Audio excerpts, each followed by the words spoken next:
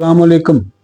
मैं फिर आपके साथ आ रहा हूँ। मैंने बताया ना कि मैं दो तीन कोशिश करता हूँ रिकॉर्ड हो जाए, फिर वो वीकली। ये मेरी बहू हैं, ये हफ्ते में 2 दिन ये रिलीज़ करती हैं। कभी कभी कोई ख़राबी हो जाए कंप्यूटर में, फिर डिले भी हो जाता है। लेकिन मेरा एक और मेरा साथ जो ऐसे मैं बताने वाला हूँ कि मैं चाहता हूँ कि पेशेंट के लिए भी इंटरेस्टिंग हो ना। अपनी प्रैक्टिस के दौरान बहुत सारी चीज़ें आती हैं। तो लोग खांसी वांसी का मैंने पहले भी एक बार जिक्र किया था कि खांसी जो है ना अल्लाह की नेमत है। खांसी ना होती ना, हम लोग खांसी से बड़े परेशान है कि ये स्मोक होगी या ये होगी। पर्सनली मेरे इसके बारे में, स्मोक के बारे में रिजर्वेशन है, ओवर ब्लोन है।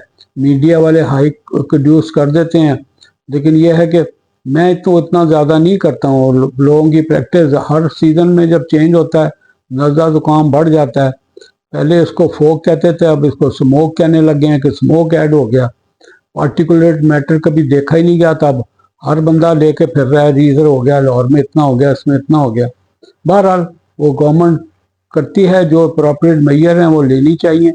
लेकिन जितना ये लोगों ने लोगों को उसमें मुब्तला कर दिया ना, हरास में और खौफ में, इतना इसका वो है नहीं है जितना कहा गया है। बहरहाल तो ये खांसी बड़ी अल्लाह की नेमत है। दो एस्पेक्ट्स मैंने देखूंगा, आपको डिस्कस करूंगा। बड़ा कॉमन चीज़ है। एक है कफ सीपीआर, वो मैं बाद में लूंगा। एक है कफ सिनकपी। सिनकपी होती है कि जब आप खांसी से बेहोश हो जाएं। मुझे मेरे 4-5 पेशेंट ऐसे हैं जो मेरे पास आए हैं, और वो आए थे फॉल की वजह से, बल्कि अस्पताल गए हैं। वहाँ पे गए जी, गिर के बेहोश हो गए। ज़ाहिर है एजड लोग होते हैं, 60s में, डायबिटिक हैं, हाइपरटेंसिव हैं, इस्केमिक हार्ट भी होगा, तो वो गिर जाते हैं कि जी, गिर के लोग उठा के ले जाते हैं। कभी पिम्स ले गए, कभी पॉलीक्लिनिक ले गए। वो डॉक्टर देखते हैं, चेक वर्क करते हैं कि न्यूरोलॉजिकल डेफिसिट कोई नहीं है, बिल्कुल ठीक है। टांके लगाए, एंटीबायोटिक दिया और आ जाते थे। तो एक पेशेंट मेरे पास आते थे रेगुलर, कहते डॉक्टर साहब मैं आपसे बताना चाह रहा था कि मैं पिछली बार 2-3 बार मैं गिर चुका हूँ, हर बार मुझे बहुत बुरी चोट लगती है।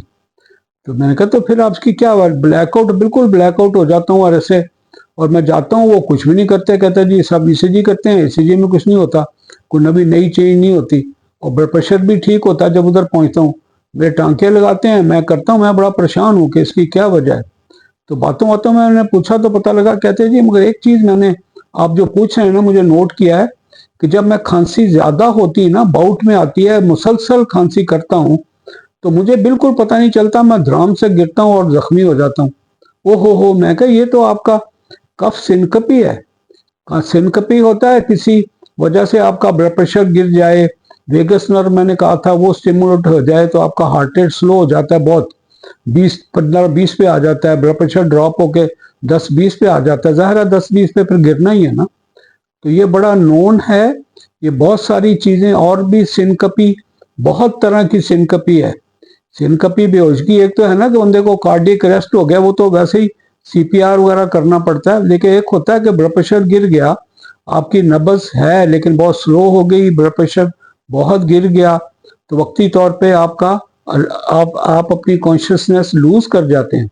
तो हम उसको एलओसी कहते हैं, जैसे वो कहते थे लाइन ऑफ कंट्रोल, तो हमारे लफ्ज़ों में एलओसी है, लॉस ऑफ कॉन्शियसनेस।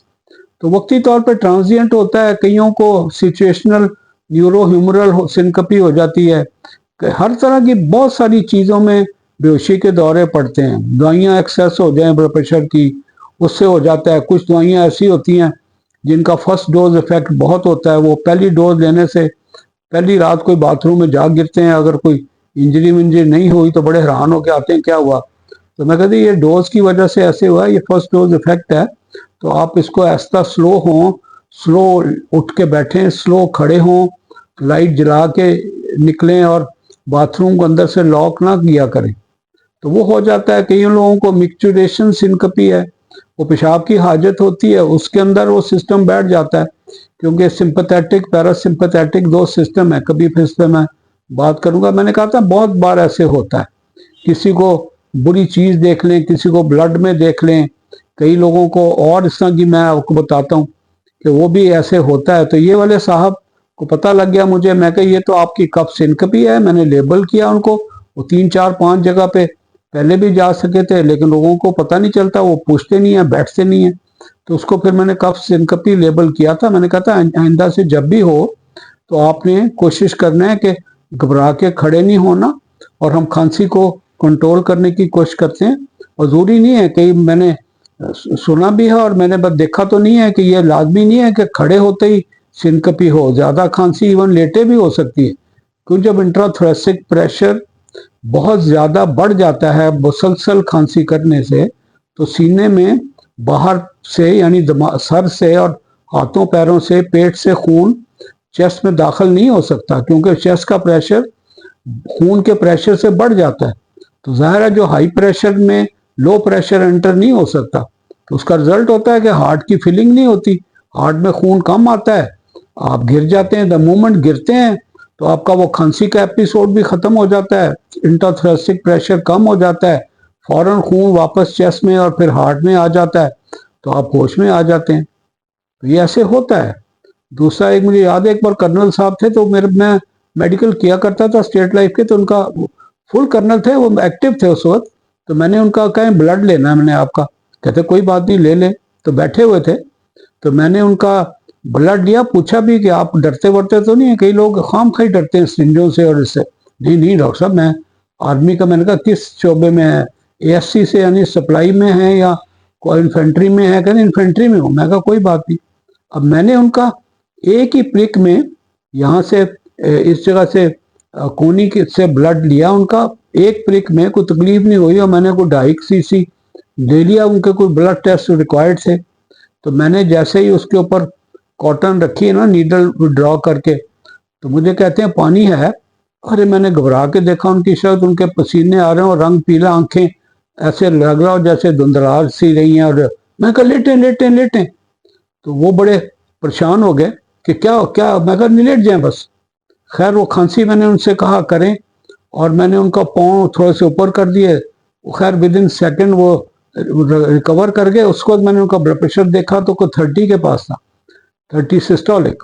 ऊपर जब पहले मैंने देखा था 130 था, यानी इतना। जब वो आंखों के आगे धुंधलापन था, उसको तो उनका 0 होगा, क्योंकि मुझे रेडियल नहीं मिली और मुझे कैरोटिड देखा, तो मैं पैनिक में था। मैं कहा इनको क्या हो गया, तो वो भी मुझे नहीं पता, लेकिन मुझे पता था वो कर रहे हैं, तो इसलिए मैंने उनको ये खांसी वांसी करा के फुट एलिवेशन की, तो जल्दी रिकवर कर गए। डॉक्टर साहब क्या हुआ था? मुझे तो लग रहा था मुझे कुछ समझ ही नहीं आ रही, मेरी आंखों के अंधेरा आ गया। मैंने तो कहा मैं जाने लगा हूँ। तो ये ऐसे हो जाया करता है, उसमें पैनिक ना हो। ऐसी सूरत हाल में आप उनको कोशिश ना करें बिठाने की, बल्कि सर को नीचे, पहले भी मैंने कहा था, ये CPR इस तरह की चीज़ों में जब किसी का इस तरह की चीज़ हो, बिठाएं नहीं। ख़ास तौर पे मुंह में पानी नहीं डालना। अगर कहीं रोड शोड पे हैं तो उनको एक साइड पे टर्न कर दें और दूसरा हाथ गाल के नीचे रख दें, ताकि अगर उल्टी वुल्टी करते तो वो इनहेल ना करें। और पानी लोग देते हैं, ये खबरदार, किसी को पानी बेहोशी की हालत में नहीं देना चाहिए। वो पानी की कमी से नहीं बेहोश हुआ, अगर होगी भी कमी तो बाद में देखा जाएगा, उस वक्त खड़ा नहीं करना, बिठाना नहीं है। हमारे इसी तरह एक दोस्त हैं बहुत अच्छे, वो कह रहे थे डॉक्टर साहब एक बार मुझे ऐसे ही हुआ तो मैं बेहोश हो गया, और मैं कोई एक आध मिनट के, आधे मिनट से ही कम में होश में आ गया। तो बच्चे, दूसरी बार हुआ तो बच्चे पास खड़े थे, उन्होंने मुझे बेहोश हुआ, उन्होंने फटाफट उठा के पानी लेके आए, मैं दोबारा बेहोश हो गया। तो बड़ी ब्लंडर है कि आपने एक बंदा बेहोश हुआ और फटाफट उठा के बैठा दें, सहारा दे के पानी देने की कोशिश करें, तो ये कभी नहीं करना। तो ये कफ सिनकपी बड़ा कॉमन चीज़ है। उसके बाद से मेरे पास 4-5 लोग आए हैं, इसके अंदर उनको कहना है अगर ड्राइव व्राइव करते हैं तो बिल्कुल नहीं करने देनी, बिल्कुल मना है। कम से कम 1 साल लिमिट है।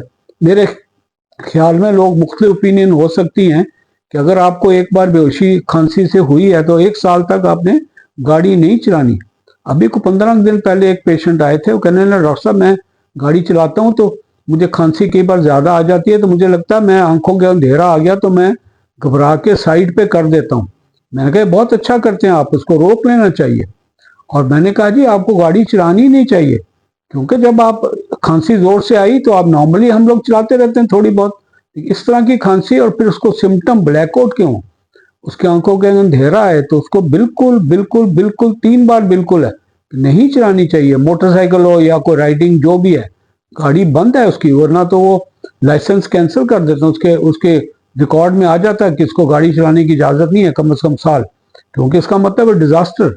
वो अगर चाहते चाहते खांसी आती है, कई लोगों को आती है, आपने देखा होगा, तो जिनको सिम्टम आते हैं, लाइट हेडेडनेस होती है, ब्लैकआउट होता है, ब्लरिंग होती है, उनको ड्राइविंग से इज्तनाब करना चाहिए। ये बड़ी लाइफ सेविंग चीज़ें हैं जो उसके अपने लिए भी और जो सड़क पे बेचारे पेडेस्ट्रियन हैं, कोई जा रहे हैं, उनके लिए भी बड़ा ज़रूरी है। तो ये मेरा एक कफ सिनकपी है जिसके अंदर बड़ा लोगों को ख्याल करना चाहिए। अगर खांसी के बाउट के दौरान आती है तो ये चीज़ें चंद एक मैंने गुजारिशात की हैं, इसको करें। फिर किसका टाइम लगेगा तो मैं फिर आपको, इसका बिल्कुल ऑपोजिट है, कफ CPR है, उसके बारे में भी इंशाल्लाह मैं जल्द ही एक आध एपिसोड में मैं बताऊंगा। अपना ख्याल रखिएगा, नर्वस घबराना नहीं है। ये लोग अदरवाइज हेल्दी होते हैं, इनका कोई हार्ट के इशू नहीं होते, सिंपली इनकी जो वो हाई प्रेशर इंट्राथोरेसिक होने की वजह से हार्ट की रिटर्न नहीं मिलता ब्लड उसको, और हार्ट ऑलमोस्ट जैसे खाली बीट करता है। तो खाली बीट दिमाग तो 1 सेकंड भी बर्दाश्त नहीं करता। और मुझे फिर मैं एक बार, मैंने पहले बताया था कि एक वीडियो बड़ी वायरल हुई थी, एक मुर्गा है बहुत जोर से अजान देता ऊपर करके, करता ही रहता। मैं हैरान हूँ इतना बड़ा, लेकिन वो पीछे गिर जाता है, ऑलमोस्ट बेहोश, टांगे मार के मारता है ऐसे जैसे उसको फिट्स पड़ रहे हैं। लेकिन जैसे ही गिरता है तो वो फिर से उठ के खड़ा हो जाता है। तो वो भी यही इंट्राथोरेसिक, उसका प्रेशर इतना ज़्यादा हो जाता है कि हार्ट के अंदर खून नहीं आता और वो गिर जाता है पीछे। तो अपना ख्याल रखिए, ये चीज़ें लोगों को आगे भी बताया करें ताकि जितना लोगों को नॉलेज हो जाए वो अच्छा है। अपना ख्याल रखें। अल्लाह हाफिज़, अस्सलाम वालेकुम।